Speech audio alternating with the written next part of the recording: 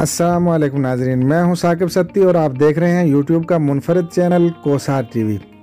नाजरीन कराम, आज जिस मौजू पर हम आपसे बात करने जा रहे हैं वो है सऊदी अरब से छुट्टी पर आए हुए तारकीन वतन की वापसी में मुश्किलात का सामना।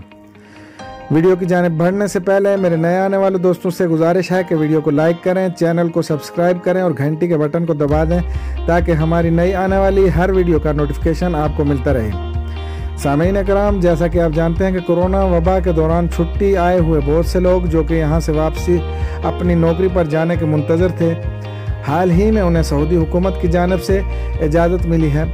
बहुत से लोग ऐसे हैं जिनका वीज़ा या इकामा 30 सितंबर तक ख़त्म हो रहा है और इनको 30 तारीख से पहले हर हाल में सऊदी अरब पहुँचना है, लेकिन अब इन्हें मुश्किलात का सामना है। टिकट्स की हुसूली के लिए PIA के दफ्तर में कतारें लगी हैं, लेकिन टिकट्स नापैद हो चुके हैं जो कि मिलने का नाम नहीं ले रहे। कुछ दोस्तों से सुना है कि PIA का टिकट 1,25,000 तक का ब्लैक में बेचा जा रहा है और दीगर एयरलाइंस के टिकट 1,85,000 रुपये तक की ऑफ़र्स की जा रही हैं। वीडियो में आप देख सकते हैं कि लाखों का ज़र मुबादला भेजने वाले लोग किस तरह जलील ख्वार हो रहे हैं। टिकट्स इतने महंगे होने के बावजूद नापैद हैं।